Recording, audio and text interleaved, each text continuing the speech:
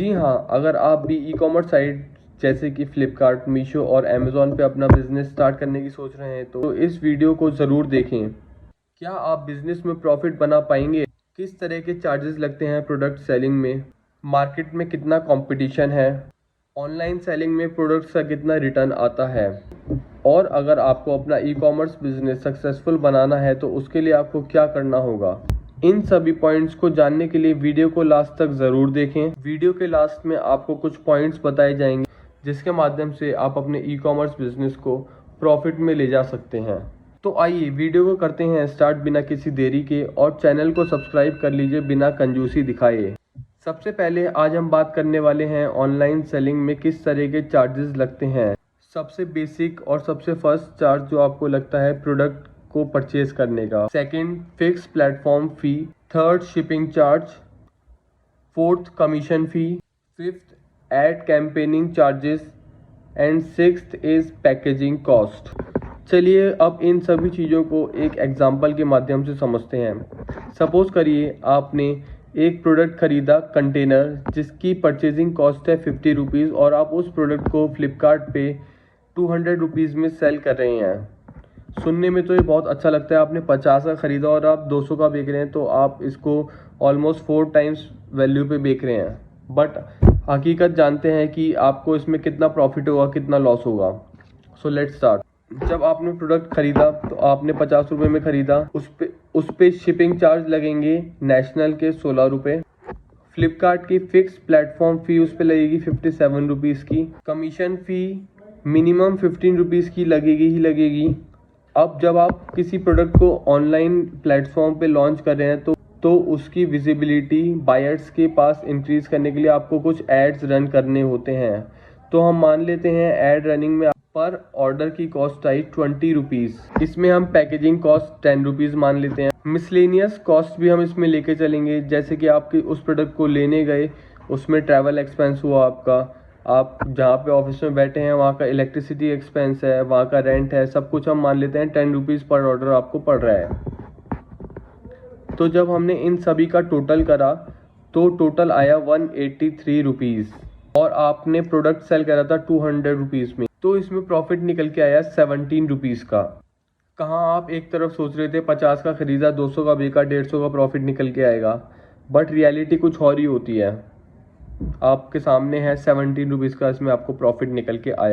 Suppose करिए आपने एक महीने में 500 प्रोडक्ट सेल करें और उसमें आपको 100 कस्टमर रिटर्न आए, तो हर कस्टमर रिटर्न पे फ्लिपकार्ट आपसे कुछ पैसे चार्ज करता है, क्योंकि उस प्रोडक्ट को कस्टमर से वापस लाना और वापस लाकर आपको देना, इसकी एक फ़ीस लगाता है फ्लिपकार्ट जो कि लगभग 100 रुपये से प्लस होती है।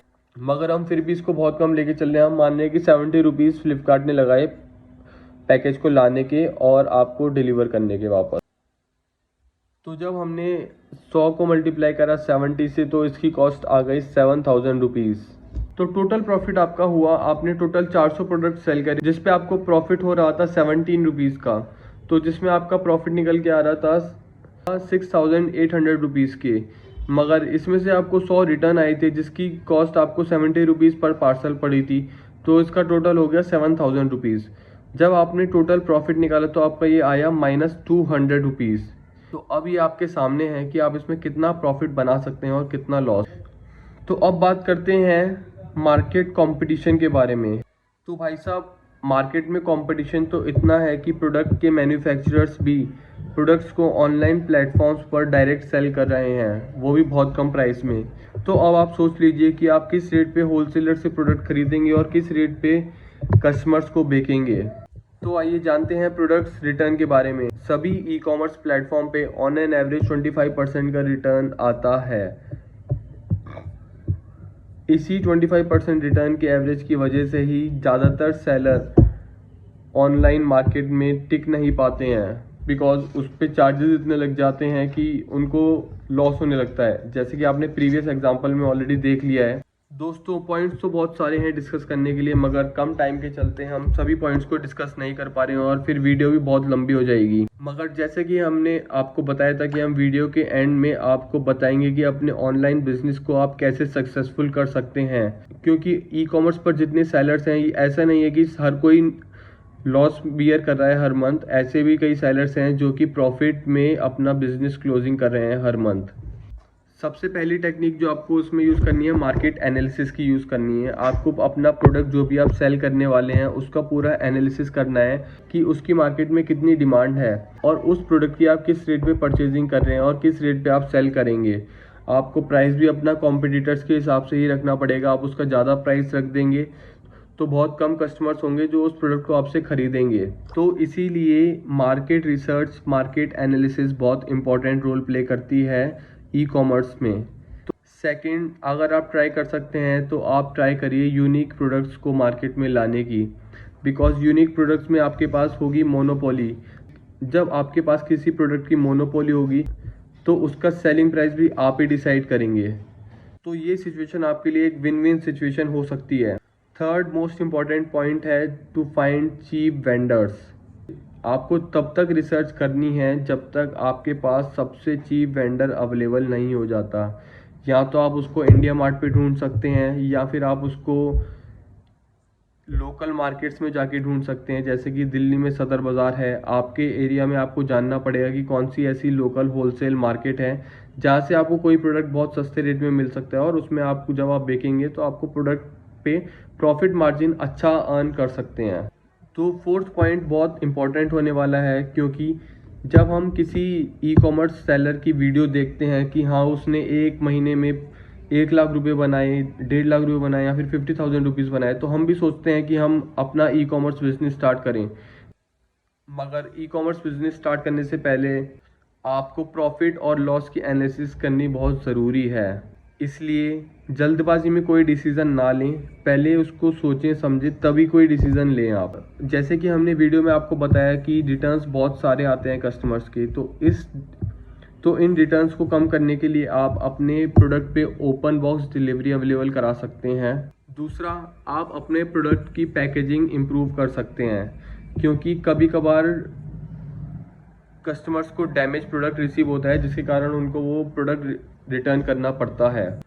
अब आते हैं नेक्स्ट और लास्ट पॉइंट पे, जो कि बहुत ही इम्पोर्टेंट और बहुत क्रूशियल रोल प्ले करता है। जो आपका रिव्यू सेक्शन है आपके कैटलॉग पे, उस पर आपको हमेशा वर्क करना है। जो भी सेलर्स आपको रिव्यूज़ दे रहे हैं उन रिव्यूज़ पे आपको वर्क करना है और इम्प्रूवमेंट लानी है। इसी से आपका कस्टमर सेटिस्फेक्शन रेट बढ़ेगा और साथ ही में कस्टमर रिटेंशन रेट भी बढ़ेगा।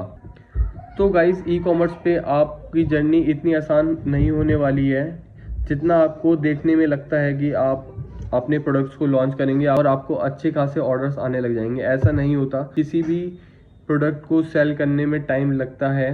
धीरे धीरे आपकी ऑर्डर्स बढ़ेंगे और उसमें फिर आपको प्रॉफिट और लॉस का मार्जिन भी देखना पड़ेगा। अगर आपको ये वीडियो अच्छी लगी हो तो इसको लाइक और सब्सक्राइब ज़रूर करें और नीचे दिए गए कमेंट सेक्शन में ज़रूर बताएं कि आप अपना ई कॉमर्स बिजनेस कब से स्टार्ट करने वाले हैं और आपको इस वीडियो को देख के क्या लगा कि आपको अपना ई कॉमर्स बिजनेस स्टार्ट करना चाहिए या फिर नहीं करना चाहिए। ये भी एक अपने आप में बड़ा क्वेश्चन मार्क है। तो thank you for watching this video. Do like this video and subscribe our channel. Thank you. Bye bye. Take care.